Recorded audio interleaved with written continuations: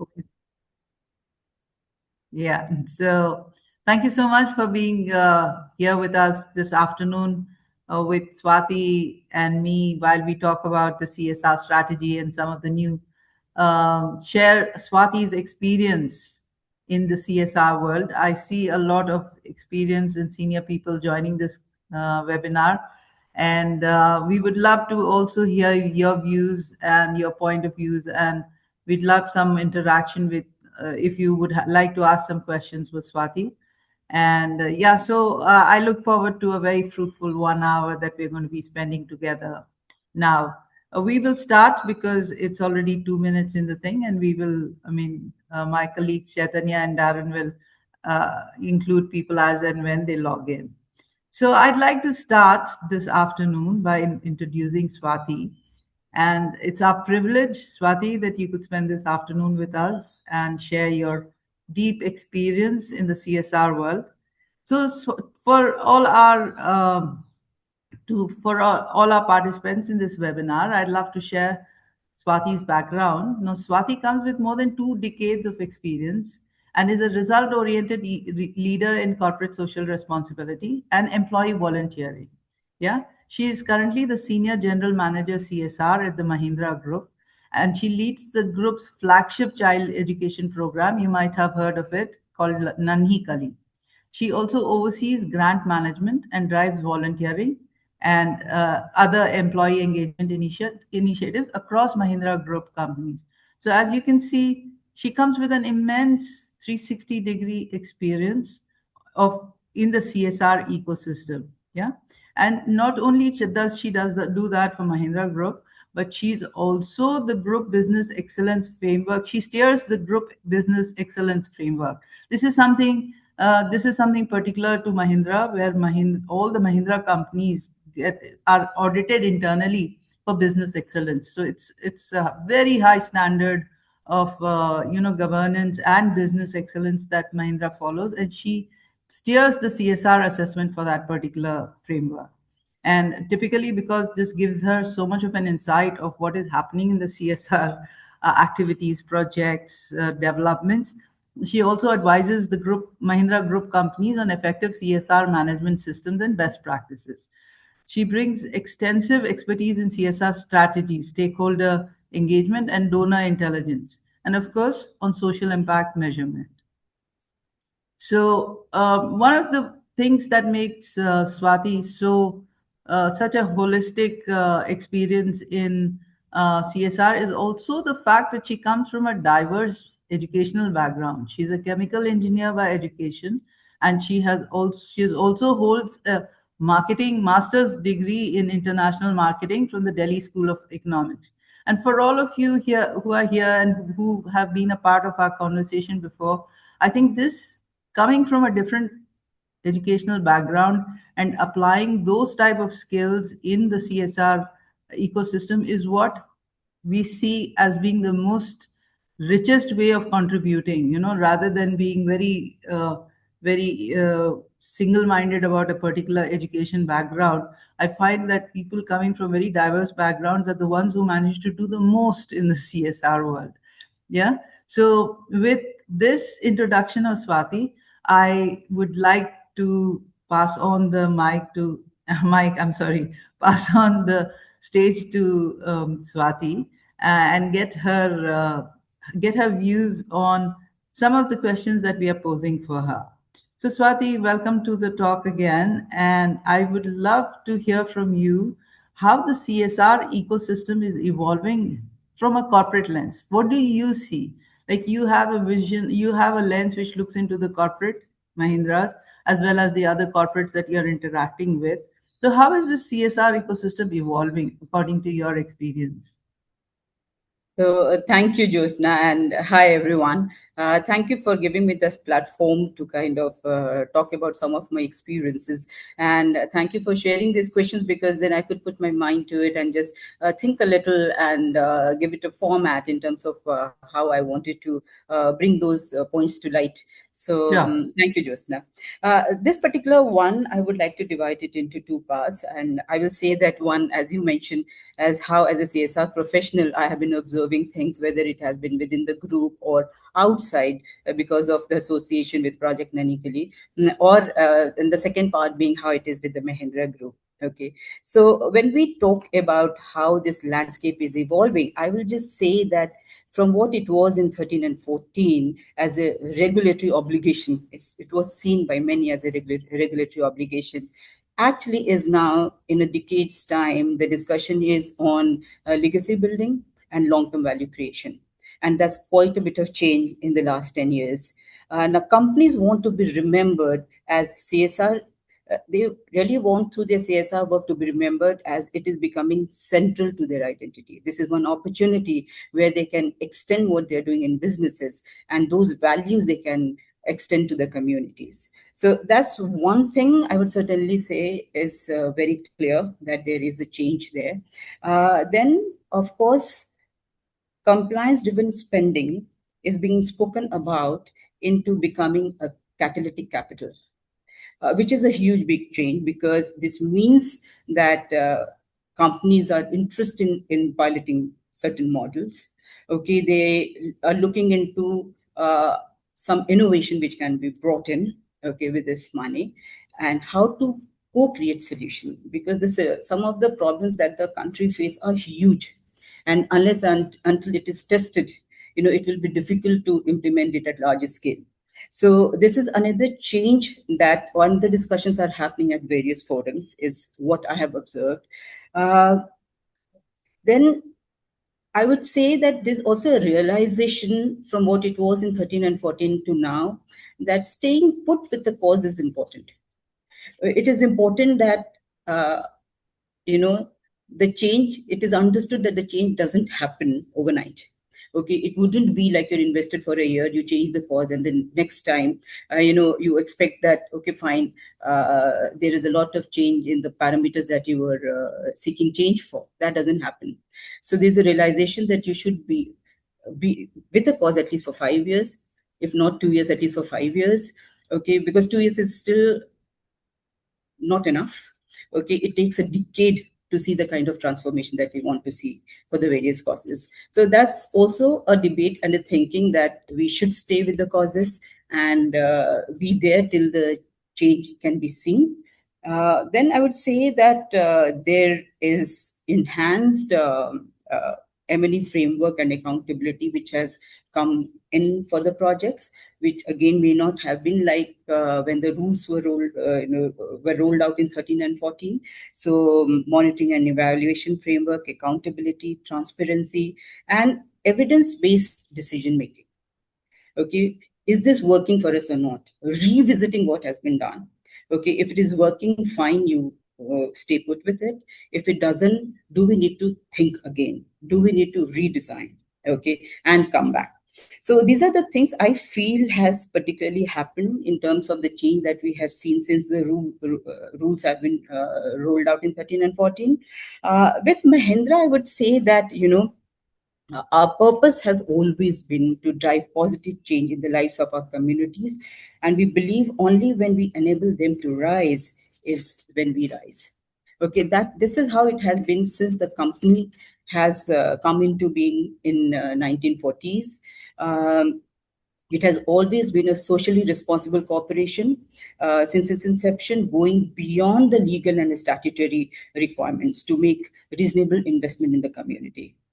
I can quote, we started our trust, KC Mahindra Education Trust, in 1954, Mahindra Foundation in 1969, and the 60th year of the company was celebrated by redefining the corporate social responsibility.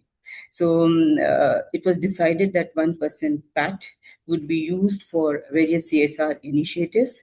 And so all of this happened before 2013 and 14. So this has been ingrained in our culture. And of course, it changed in 2014 when it became 2% PBT. That time, we also further defined other things, and our constituencies were girls, youth, farmers, and the domains have been education, health, and environment. In the recent past, yes, we have started giving or prioritizing girl child education and women empowerment more. So this is how it has been with the M&M group. And so over to you, Jyotsna. I Yeah, mean, if there is any yeah. question or anything more that you would want me to elaborate on. So, Swati, when you started this talk about the legacy, and I think what Mahindra's CSR journey shows, the legacy is almost as it's walked parallel with the legacy of the business. Yeah. And I think it also demonstrates how, the change doesn't happen in an year or 2 years or even 1 plus 3 years as what the law allows, or even 5 years. And I think what is very evident and what Mahindra demonstrates to the world is that the quantum change that is brought about when a corporate commits for the CSR programs for a long period of time. Yeah, that's when the legacy happens. And I would encourage all our participants to actually go through their website and see how long term and how long the commitment has been for projects. That's really shows. So typically now when we are talking about impact or when we are talking about a legacy of a project, Swati, there are two, three that very important two players in this CSR ecosystem. One is the corporate, which would be assigning a certain amount of funds for social development. And then there is the implementing partner or the NGO partner or the not for profit, which would implement your objectives or your intentions, in the community. And so that's a long supply chain, like literally a supply chain for CSR, the corporates, the implementing partners, the beneficiaries, the other stakeholders who would be influencing the effectiveness of the project. So is that something that you, as a senior general manager for CSR, is that something that you what are the type of challenges you face in ensuring that this particular relationship is robust and delivers the objectives that you wanted? So what are the type of challenges that you typically face when you're looking at your implementing partners? Yeah, very nice question, Jyotsna. And I can say that because I wear two hats. One, when it comes to implementing Mahindra projects, as well as when it is for Project Nanikali, where we seek participation by a lot of corporate to reach our goals of, reaching out to as many girls as possible. We do witness this, okay, quite often. So there are gaps which are there, okay, and that should be looked into. And I would also say that over a period of time things have evolved, they have improved, okay. But one would be the clarity of purpose, okay. If it's stated well with the not-for-profit that you are working, there is an intent, but is that intent translating into goals is very important. Okay, there's some discussion that is happening, this is what we want to achieve, but then it has to be structured in a manner that is understood by all and broken down in a manner that a smaller task, okay, which would lead to reaching that goal. So there everybody should be on the same page. I think that's very important. Sometimes even what and how of implementation comes into this as well. uh, the next I would say it would be operational simplicity, okay, meaning everything that comes into implementing the project should be looked into. All the processes, they should be made simpler, whether it is funding process, the expectations that is there, the clarity on that expectation. There should be no ambiguity, sleeker reporting. I can tell you for Project Nanikali how many kind of report formats we receive from various donors at the end of the financial year, which becomes very difficult. Everybody's asking the same thing at the end of the day, but they have their own formats. I would say that we should go to the extent of standardizing some formats, because it becomes easier then. impacts have already been Mhm. achieved, but reporting can also become difficult, because if everybody evolves with their own formats. So those are also the things that one should look into it and be more reasonable. So in that sense, some standardization helps. I would also say that corporates need to engage and understand the ground realities well. Many a times when we meet with the CSR professionals, sometimes they're not aware of the problem that the communities have to that extent. They know what is to be done, they understand their own goals, but is the community ready to accept the change? Are there going to be problems in implementing it? Okay, what are the risks? Those also need to be understood well, because it's not only the job of the not for profit to implement, because if the CSR partner has not understood it, there would be problems going forward. So understanding that well is important. Okay. um, and the last and the most important, I feel, is that all partnerships thrives when it is built on mutual respect and equality. There shouldn't be much of a difference between uh, the CSR professional and those who are implementing it at the end. Mhm. Okay, we have to trust them. We have to trust them. We are partners in it. Okay, we're not the funders, and they're not the ones who are just using the fund. Okay, we are co-creating something. So it is very, very important that that relationship remains, because that's when it will be a game changer. That's when what we are seeking will be achieved well. So these are some of the thoughts I would say that one should be looking into. Providing flexibility, there should be trust. In fact, I would say that there are organizations who have been now even giving, or maybe even earlier they were giving, unrestricted funding. That kind of funding really empowers not for profit to test and try what would work, and the solutions could be more permanent. It doesn't come easy, it's not to be seen so frequently, but that is something that maybe is aspirational for not for profits, but it may just work better. Mhm. Yeah, great. So I really didn't know about the unlimited funding. I mean, that's like what you say for aspirational NGOs. It might be such a, it might be motivational, but it's also such a Yes, test of their credibility that what if they had infinite funding, how permanent would be the change that they can create? Yeah. correct. That's very interesting. Yeah, and I totally agree with, and that's a pain point that we also have when you're talking about consistency in reporting.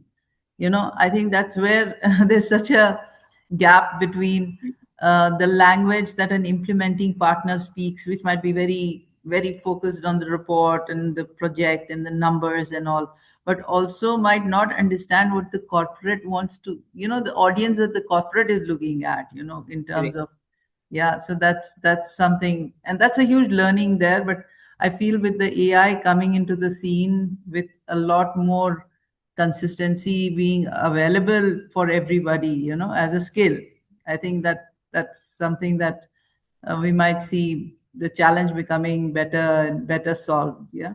And now we Yes, talked Krishna, about. because also Uh-huh. for Nanikari, like we have around 8,000 donors. They are individuals Wow. and corporate. Okay, so it's because there is a structure and a standardization that we have been able to reach consistently around 2 lakhs girls each year. Okay, Wow. the impact has been to almost 1 million girls since its inception from the last 30 years. However, this wouldn't be possible if everybody is asking for a report of a different kind. Absolutely. Okay, Oh and if man. every time, even on ground, we are changing the program, okay, to suit to somebody's need little differently, suppose I'm saying, maybe aligned on the bigger idea, but some difference in execution or some difference in objective, it is very, very difficult to incorporate like that. That scale can be reached when there is an understanding from the CSR partner and mm, us, which is KCMT and Nandi Foundation, who are implementing it, that mm. these are the formats which work because, of course, what has been designed covers everything that a corporate would need in terms of impact. So Yeah. that acceptance then gives us that much time and ease of implementation and reporting, and that Mm, energy is safe to do better in the program. There's no mm, need to kind of bring in these kind of things which very is dependent on individual corporate. Okay, their requirement is mm, very difficult to fulfill. mm, So mm. standardization in some ways helps. Yeah, yeah, yeah. And individual, the variations, the little variations and all can come out later, but 80% of it should sort of be standard and then look Yeah. into the, like, for example, I can remember the time when we, like if even for Nani Kali, now, like suppose if you're starting classes at 3 o'clock, but you're in one of those areas where it becomes dark very soon. Yeah. Yes. So you might need to look at maybe half an hour in the morning, half an hour, like you might have to spread out the time and all. So those small nuances, while might, will gets captured, might be reported in different ways and not, yeah. So those are the challenges, like how do you standardize it and yet manage to catch all the nuances of And it. Jyotsna, there is a particular behavior Mm-hmm. in every state, right? If you're reaching out with this program in 7 states, Mm. okay, it wouldn't be completely identical in terms of its acceptance. Yeah, You know, the region also brings in their own challenges. absolutely. Right? So there are many other things that a not-for-profit is struggling against. Yeah, yeah, Okay, yeah, so yeah, yeah, understanding from the corporates and yeah. understanding the region, understanding, suppose I'm just saying we are in a place like Mm. Shravasti, okay, Mm. which is an aspirational district, you wouldn't see the attendance going up or the difference in the grades that they're Mm. getting. The pre-assessment and the post-assessment wouldn't be as good as suppose an urban poor location like Mumbai. Absolutely. Okay, Yeah. so those it is not comparable. Yeah, yeah, yeah, yeah. So, having an understanding of which state, which region, what challenges is very important even for the CSR professionals.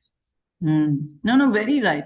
I think, like in a place like Shravasti, I think the fact that the children are coming Yeah, might itself be a big correct, achievement rather than their grades or whether they pass the class. I think so. Yeah, those nuances have to be, yeah, very. You have to be culturally sensitive to the correct. nuances of the thing. Yeah, 17 states, especially in a country as diverse as India, where correct. every 200 kilometers the language changes, the food changes, the clothing change.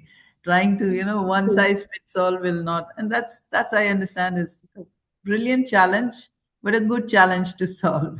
Yeah. Absolutely. So now we talked about the cultural nuances, and we talked about the challenge of reporting, and how we have to be standardized and yet manage to catch the richness of the program.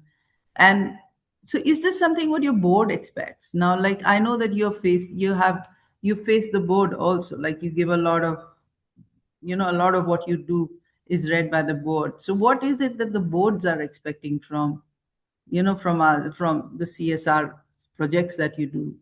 What are their expectations? What do they want to see, and what do they like, and what do they not like? Yeah, so I just feel that boards are asking tougher and more strategic questions. So one being, what is the real impact of our CSR investment? It's important Hmm. to them. Okay, Hmm. then are these efforts sustainable beyond the funding cycles? A very, very Yeah, so important question important. because we cannot be, investing lifelong. So Hmm. these are important questions that the board would be asking for. So they want outcome-driven, measurable, scalable, sustainable CSR. Yeah, That's the need of the absolutely. hour. Okay. Yeah. They're interested in building systems, not Hmm. just running programs that continue to deliver value even after the funding ends. Yeah, That's what yeah, they yeah, prefer. yeah, yeah. Hmm. Correct? So, of course, alignment with their core business and CSR to contribute to the core belief is very Hmm. important. Their reputation, the trust is important to them. Hmm. They would be now asking for, and they're asking for a strong governance. Hmm. Okay. and oversight is being kept or not. Okay, Mhm. all the compliance things are in place. Is there transparency? And of Mm. course, there should be a reliable partners, even including the third party evaluators. Mm. They're very important because they bring in a very different perspective, Yeah, more or yeah, less. absolutely. Okay, we could be missing something. Okay, and we can course correct it as Mm-hmm. and when we receive the feedback from the third party evaluation. So these are the things I would say which are becoming important for the board, Yeah, and yeah, we would like the absolutely. CSR professionals to look into. Yeah, absolutely. And Swati, I remember once when we were having a discussion with you, you had brought out a brilliant point, which you said that the board is responsible to the shareholders also. It's the Yeah, shareholders' money. The 2% that we correct, are spending on CSR could have been given to the correct, shareholders as dividends, but now correct, that has been invested in social in social development programs. So at the end of the day, the board is answerable to the shareholders कि हमारे पैसे से क्या impact पड़ा. correct. It is almost a responsibility of the board, and hence they would be very interested. And now we also see this, Swati, that the board is getting more and more and more interest. Of course, Mahindra always had an extremely mature board. Absolutely, You people are correct, absolutely pioneers in this field, but we get a lot of requests from different boards saying that can you have a session with for our leaders to understand what's the risk, where should we focus on, how do we address a problem that comes up, because you also refer to the risk.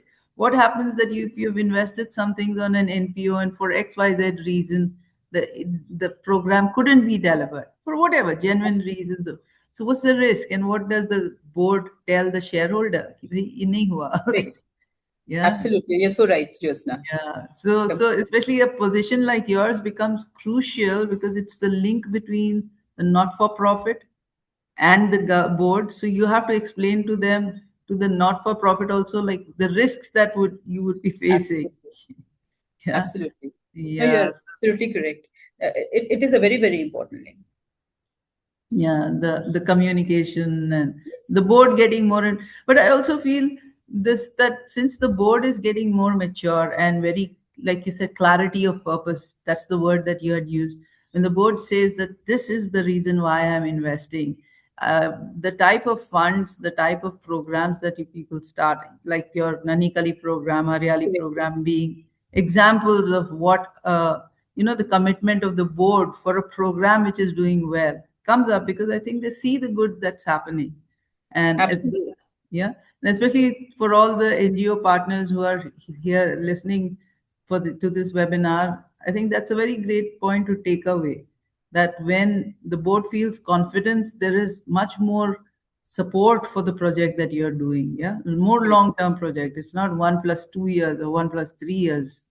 Organizations like Mahindra are almost 1 plus 20 years. That's the level of commitment that they have. Yeah.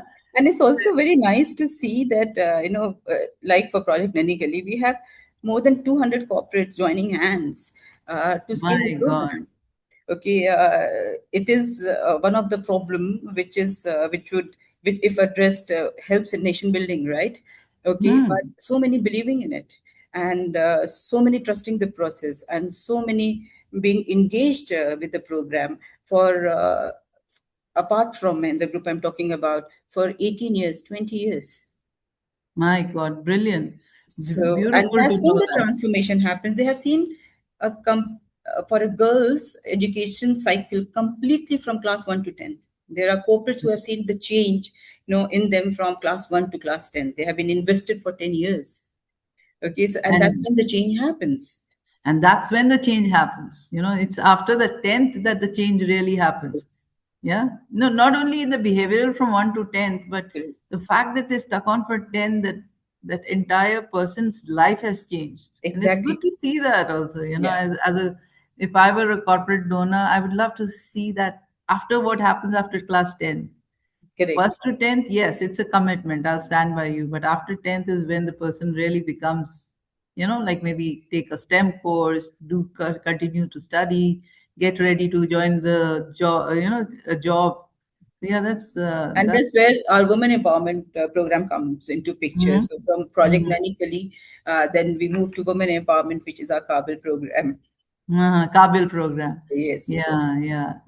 So I mean,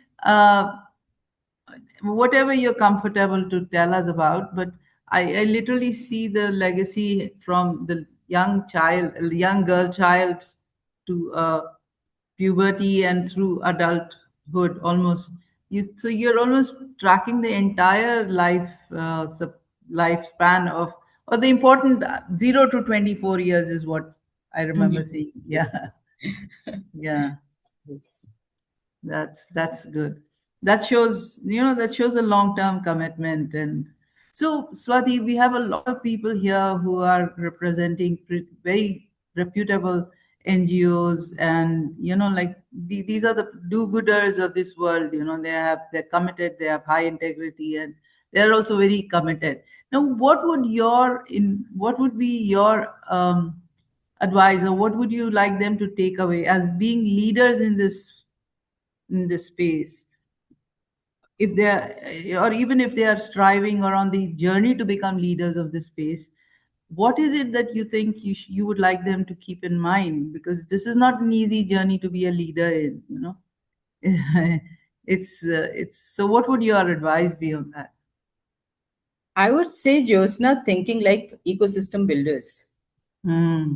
Okay, because it is a very, very important role, actually, if you see. Hmm. And no more the top down tokenistic approach is going to work, right? Hmm. Okay, it will Hmm. not bring the difference that we are all seeking. Okay, Hmm. so very meaningful community driven programs have to be implemented, and Hmm. that's why I say they are the ecosystem builders in a way. Yeah, Okay, yeah, if, absolutely. so if Contribution to they the think nation it building. through completely, okay, in Ah, their heads, in their minds, okay, then is where you can start implementing it like that. Okay, yeah, so first it needs to be brilliant. thought through like that. Okay, the other one I would say depth over the breadth in the Very program. nice. Hmm. Okay, remain invested. Okay, Hmm. there is no short term remedy. Okay, we will have to Hmm. be there for some time. Okay, Hmm. we need to be very comfortable with the impact measurement. Okay, it's not Hmm. reflecting badly on us. It's not. Okay, No, there no, was no, an no. idea. We have approached it in a certain way. It may work, it may not work. Okay, the Hmm. strategy needs to be reworked, maybe. Okay, Hmm. but stay put with it. Okay, Yeah. then be again very comfortable with the idea of third party evaluations. Okay, Hmm. get the reputed ones who can guide well, okay, who have the work experience in it, okay, done the Hmm. similar work Hmm. and studied it. Their Hmm. recommendations to be discussed internally again and Hmm. seen how it can be implemented, etc. Hmm. SROI is becoming a discussion for as one of the measurements. So again, we Hmm. need to upskill if required to understand these things. Hmm. Okay, but we would have to understand these things in the long term. Okay, and Hmm. accordingly redesign and re-implement if required. Hmm. Um, all the all the CSR initiatives that we implement Hmm. Hmm. has to be in the alignment with the national or the global priorities. Definitely, Okay, that's definitely. very, very important. Yeah. Okay, so it is to be treated as core business investment, with alignment Hmm. with the national and the global priorities. Hmm. Okay, that is given in a way. That's given. Yeah. Uh, Scale wouldn't happen without collaboration.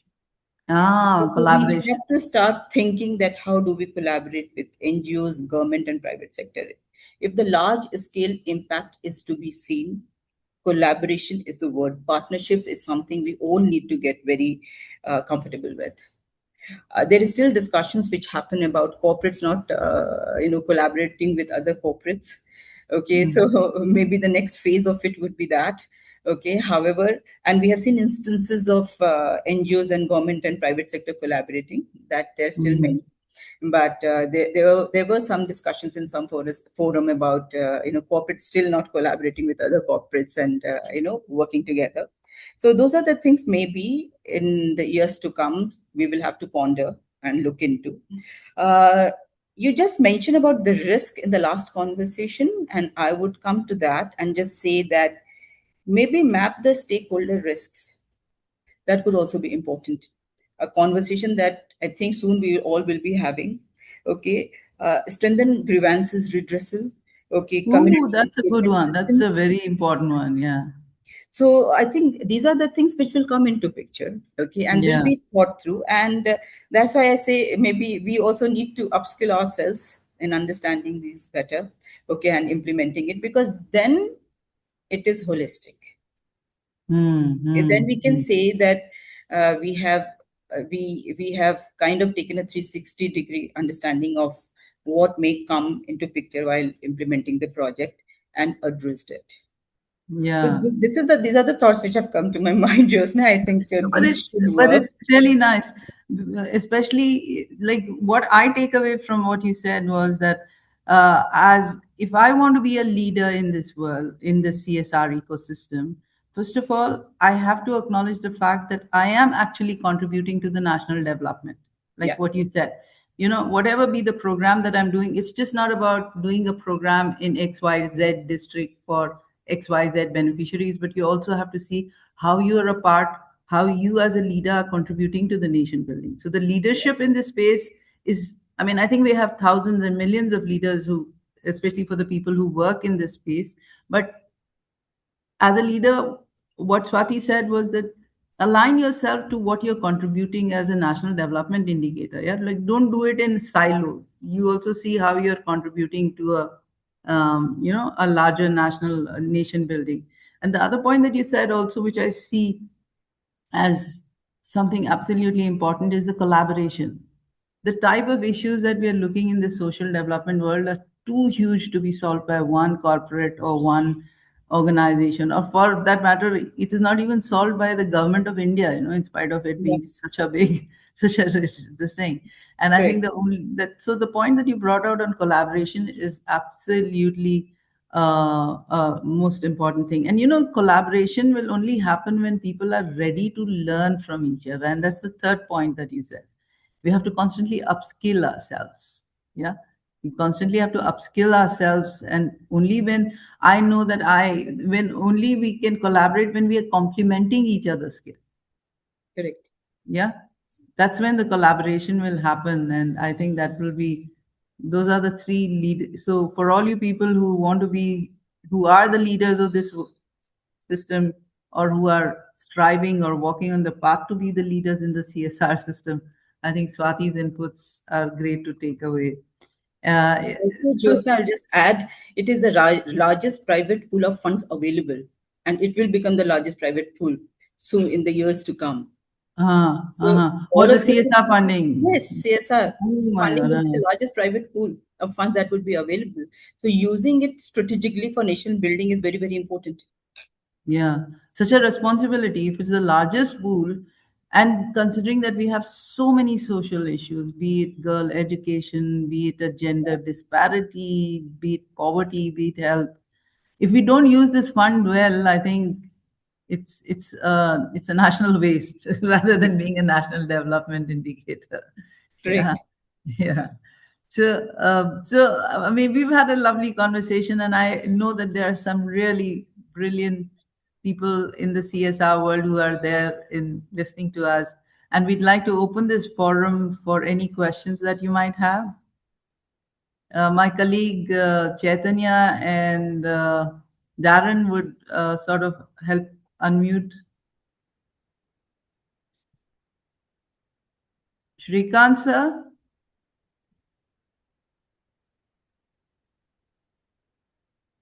I think, yeah, anybody who would like some questions? I knew there were some questions coming up. Ma'am, can I ask? Sure, please go ahead. Please Yeah. introduce yourself and ask so that we would start practicing the partnering and the collaborating now. Okay, great. Yeah, thank you. Hi, everyone. I'm Milango, from Uh-huh. Chennai. Currently, I'm in my hometown, so I'm in the village now because I came for the casting my vote So I'm in the village now. Yeah, yeah. Uh, Mm. so you might have some network issues. I hope it's better. You No, can it's hear. okay. Go ahead, Alango. Hi Swati ma'am, it was nice meeting you and Hi. to know that you're leading Mahindra Group in CSR. So I just have one questions regarding CSR. So whenever NGOs partner with CSR companies, they have a MOU month of March to April or April to March. So they have for the summer projects, it's like unable to. Like, I see some of the activities not able to sustain because the MOU get ended. So due to that, there are also some like NGOs. They have to close down some centers. They have to lay off some of the staffs. So when the project ends, they have to walk out. And the project renewal happens maybe August, September that time. So again, they will recruit new people. They have to find implementation timeline, everything. So that's sort of giving very less time to implement it on the ground in a very impactful way. Um, so that has been a bit challenge I see among NGOs and the CSR partnership.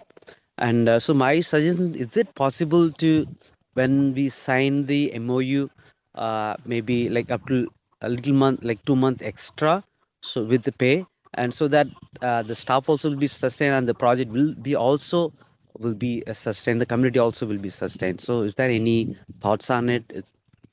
Does it make sense what I asked?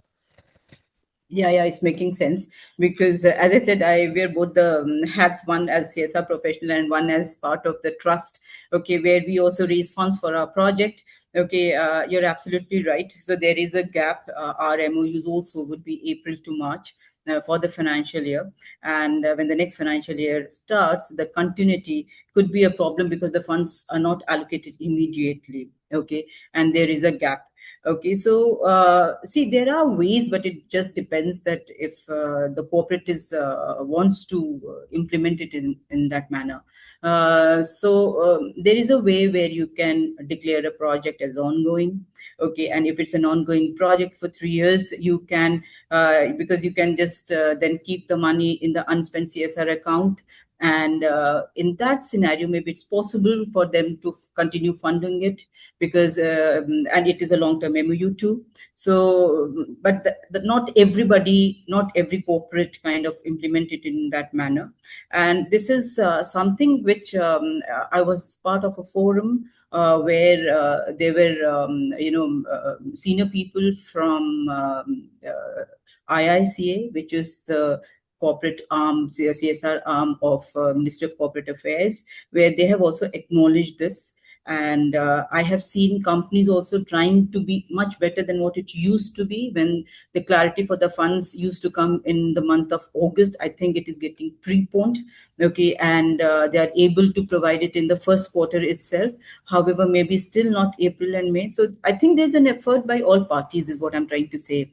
Okay, this is acknowledged, and there is an effort by all parties, whether it is corporate.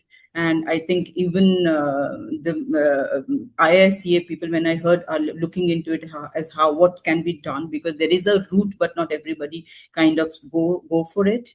And so I think eventually it would resolve, but maybe it has not resolved completely. Like our board meetings have also got preponed; they are happening much before, okay, than what it used to be. So there are ways in which corporates are trying to help not for profit by deciding and allocating the funds earlier in the quarter, in the very first quarter, much earlier even in that. There is an effort, but yes, this problem is there as of now for many. But these are the Okay. ways it can also kind of, I think, get solved, and is being looked into, I feel. Yeah. And I Thank you, think, Swati. Yeah. yeah, yeah, that's a good question, Lango. And I think, like what Swati says, is the fact that it is getting acknowledged in big forums.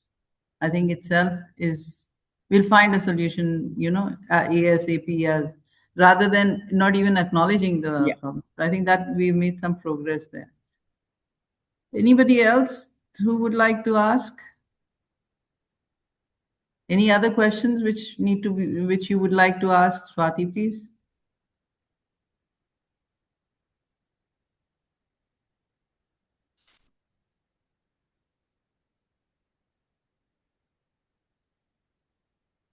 Anybody else? Otherwise, we can sort of close the session. Is that okay?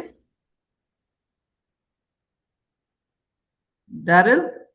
Darren? Yes, Jyotsna. There are no questions as of now on the chat box as well. Okay, fine. So we can sort of close this. I see, yeah, I see a lot of. So I take this opportunity to thank you, Swati. It's been always a pleasure learning from you. There's always some different aspect that you bring out, which sort of stimulates us to look into it again and go deeper and not broader, like the way you said it. Yeah. Thank you so much. And I look forward to continuing this conversation again. Can I ask a question here? Yeah, sure. Go ahead. Yeah, thank you, madam. My name is Murugesh. I work for Samsung India Electronics in Gurgaon, and it was a very interesting session. Mhm. I think more such sessions can be organized so that there a lot of knowledge sharing can happen. And my question is, why there is a lot of challenge in of most companies not able to spend their budget, CSR budget. Okay, so for that, there are many reasons. When we were talking about when Josna was like, talking about how it should be for CSR professionals, how they should take it, what are the learnings and all that. Basically, for those organizations, it has not been prioritized. It has not been thought through. And that how they would like to spend this CSR fund, which is also becoming an obligation. So since many still are at a stage where it is maybe an obligation rather than taking this as an opportunity to co-create something in the community that they're working in. That's the reason. Okay, so if you're not planning this well, okay, you're thinking it only September, October, okay, and then implementing it, then you don't have much time left to finish what you started with, okay, in terms of executing the plan. And then that's when you have to kind of go into unspent CSR account. Sometimes it can be planned also. Sometimes the long-term projects have to be planned and that will run for 3 years. That's a different thing. But this is also happening a lot. A lot of companies even reach out to us, in the last 3 months of the end of the financial year that they have not been able to spend, because it's more to do with the fact that it has not been thought through. The discussions haven't started happening in the very first quarter. So it has to be treated like a business has so many other things that they do and they plan. CSR also needs planning. Okay, it is strategic in nature. It has to be planned. You have to, there are many parts to it.